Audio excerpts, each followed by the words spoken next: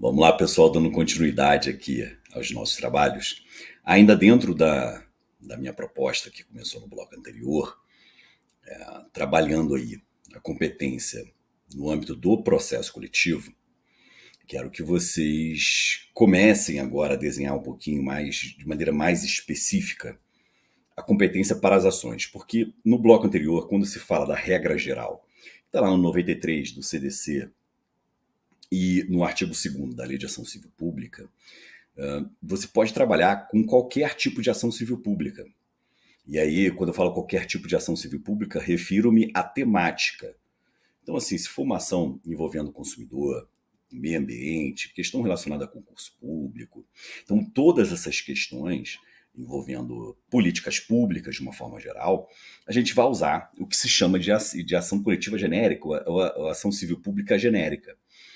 Só que a partir desse momento eu quero trabalhar com vocês algumas ações coletivas específicas, porque elas possuem regras específicas. Ou, ainda que não possuam regras específicas, há peculiaridades, há singelezas que precisam ser apresentadas de maneira adequada. Tudo bem? Então, isso que eu quero estabelecer com vocês. Fechado? Então, vamos embora. Primeira que a gente vai trabalhar é a ação popular. Então, eu vou trabalhar aí a competência na ação popular. Fabrício, mas você falou um passant, assim, bem en passant, no bloco anterior. Sim, mas eu quero especificamente tratar da competência na ação popular. Abram, por gentileza, no artigo 5º da Lei de Ação Popular, que é a Lei 4717 de 65. Então, vocês vão abrir no artigo 5º da Lei 4717 de 65. Ao abrir nesse artigo 5º da Lei de Ação Popular, vocês vão encontrar de cara a seguinte regra, né? Que eu posso afirmar com segurança. Que a competência para julgar, para processo e julgamento da ação popular, é sempre do órgão jurisdicional de primeiro grau.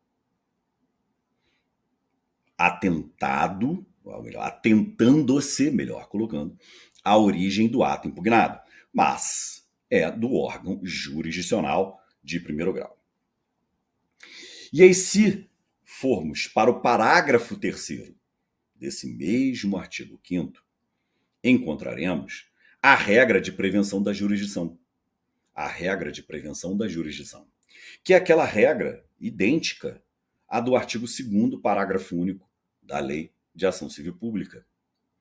A propositura da ação prevenirá a jurisdição para todas as demais. E aí, novamente, eu vou repristinar a mesma discussão do bloco anterior. Qual seja, há um juízo universal para as ações coletivas?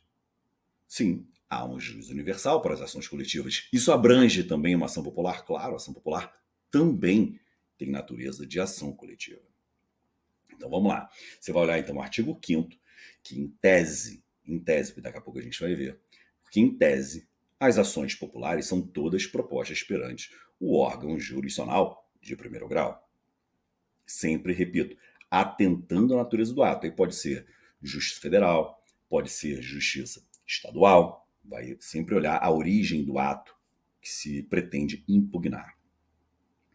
Há aquela regra de prevenção que gera o juízo universal, que está lá na Lei de Ação Civil Pública, no artigo 2º, parágrafo único, também se aplica aqui, mas por intermédio do artigo 5º, parágrafo 3º da Lei de Ação Popular.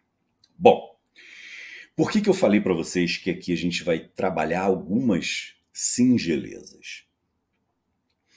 Porque se nos ativermos à literalidade do artigo 5º da Lei de Ação Popular, essa literalidade pode nos induzir ao erro. Pode nos induzir ao erro. Por quê?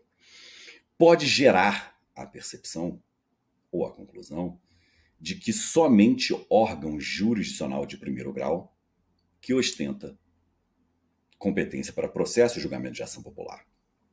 O que é um engano. E eu separei aqui para vocês pelo menos 3 casos nos quais a gente vai ter que trabalhar a competência para julgar ação popular, competência no âmbito do Supremo Tribunal Federal. Então, veja só, em outras palavras, o Supremo Tribunal Federal terá competência originária para processo e julgamento de ação popular em alguns casos. Primeiro deles, abram lá no artigo 102, inciso 1, a linha F da Constituição. Artigo 102, inciso 1, a linha F da Constituição. Esse caso versa sobre a hipótese na qual a decisão possa gerar conflito entre os entes federados. Isso restou decidido no conflito de competência 31371 de Minas Gerais, conflito de competência 31371 de Minas Gerais e na petição 6375, Tranquilo? Então essa é a primeira hipótese. Segunda hipótese está lá no artigo 102, inciso 1, a linha N. 102, inciso 1, a linha N. N de Nair. 102, inciso 1, a linha N, que diz o seguinte: na ação em que todos os membros da magistratura sejam direto ou indiretamente interessados e aquela em que mais da metade dos membros do tribunal de origem estejam impedidos ou sejam direto ou indiretamente interessados. Essa competência restou reconhecida pelo Supremo Tribunal Federal na ação civil originária 859, quando foi levantada uma questão de ordem por um dos ministros, que agora não me recordo qual foi. E também na reclamação 417. E por fim, a terceira hipótese está no artigo 102, inciso 1, a linha E, que diz assim, o litígio entre Estado estrangeiro ou organismo internacional e a União, o Estado, o DF ou o território. Nesse caso, o Supremo Tribunal Federal reconheceu essa competência no âmbito da reclamação 2937 do Paraná. Reclamação 2937 do Paraná. Então, também aí fiquem atentos, porque foi uma decisão relevantíssima do Supremo Tribunal Federal no âmbito do processo de julgamento da ação popular. Então, repito, em princípio, a ação popular está lá no primeiro grau, juízo civil de primeiro grau. Mas vejam que o próprio Supremo, em 3 situações, reconheceu a sua competência para processo e julgamento da ação popular. Tranquilo? Vamos agora trabalhar a competência no mandado de injunção coletivo. Competência no mandado de injunção coletivo. Aqui a gente já tem uma singela mudança no critério de competência, que é o mesmo critério de competência para o MI individual. Que critério é esse? É o critério ratione persona. Ou seja, o critério razão da pessoa. E aí percebam, a partir do momento que eu falo que é o critério razão da pessoa, o que eu vou ter que avaliar? Quem é a autoridade responsável pela edição do ato normativo? Qual é a autoridade responsável pela edição do ato normativo? Faço referência aos artigos 102, inciso 1, a linha Q, e 105, inciso 1, a linha H, todos da Constituição. Por que eu quero que vocês tenham esse cuidado, essa cautela? Abram lá no artigo 102, inciso 1, a linha Q da Constituição. Vocês vão ver. A Constituição fixa ali a competência originária para processo de julgamento do mandado de injunção, competência originária do Supremo Tribunal Federal. E quando haverá essa competência do Supremo? Quando a elaboração da norma regulamentadora for de atribuição do Presidente da República, do Congresso Nacional, Câmara dos Deputados, Senado Federal, das mesas de uma dessas casas legislativas, Câmara dos Deputados ou Senado, do Tribunal de Contas da União, dos tribunais superiores ou do próprio Supremo Tribunal federal. Então percebam que a competência no mandado de injunção coletivo está atrelado diretamente à autoridade que ostenta a competência para a edição do ato normativo.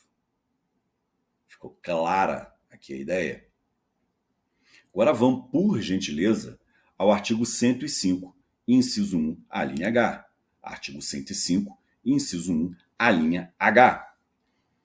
Nós vamos avaliar a competência no mandado de injunção coletivo do STJ. Então, repito, 105, inciso 1, a linha H. Quando que a competência vai ser do STJ? Quando a elaboração da norma regulamentadora for de atribuição de órgão ou entidade ou autoridade federal, seja da administração direta ou indireta, exceto, por óbvio, os casos de competência do Supremo e dos órgãos da Justiça Militar, Eleitoral, Trabalho e Federal. Então vejam, quando a elaboração da norma for de atribuição de órgão ou entidade ou autoridade federal, da administração direta ou indireta, fora dos casos de competência do Supremo, fora dos casos da Justiça Militar, da Justiça Eleitoral, Justiça do Trabalho e da Justiça Federal, a competência será do STJ. Não deixa de ser uma competência, em certa medida, uma competência residual. Tranquilo? Fechado até aqui. Aí olha só o detalhe, e aí de novo que eu falei sobre a singeleza. Vamos imaginar que você é um promotor de justiça que está numa comarca do interior e há a necessidade de, digamos, obter das autoridades públicas municipais, Câmara Municipal ou Executivo Municipal, há a necessidade de que esses órgãos, repito, Câmara Municipal ou o Executivo Municipal, eles editem um determinado ato normativo. E eles estão em mora. Eles não editaram determinado ato normativo. Você pode impetrar o mandado de segurança, o mandado de injunção coletivo. Vos indago.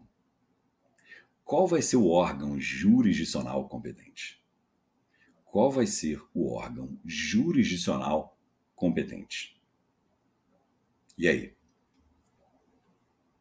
Se for caso de autoridade municipal, repito, Câmara ou Executivo Municipal, a competência é do órgão jurisdicional de primeiro grau. Competência do órgão jurisdicional de primeiro grau. Tranquilo? Agora, se a competência para a edição do ato normativo, se a competência para a edição do ato normativo for das autoridades estaduais, Assembleia Legislativa e Executivo Estadual, Assembleia Legislativa e Executivo Estadual, a competência para processo e julgamento desse mandado de injunção, então a competência para processo e julgamento desse mandado de injunção será do Tribunal de Justiça, será do Tribunal de Justiça. Tranquilo até aqui? Então, olha só, fica atento a isso, porque vai ser a competência do Tribunal de Justiça. Então, cuidado, autoridade pública municipal, juízo de primeiro grau. Autoridade estadual, TJ. Fechado? Bom, para encerrar esse bloco, preciso adverti-los da regra que está prevista no artigo 121, parágrafo 4º. Artigo 121, parágrafo 4º, inciso 5 da Constituição. Esse artigo 121, parágrafo 4º, inciso 5 da Constituição, preconiza que o TSE terá competência recursal em sede de mandado de injunção. Então, o TSE, ele tem competência recursal em sede de mandado de injunção. Tranquilo, meus queridos? Tranquilo mesmo? Então, no próximo bloco, a gente continua.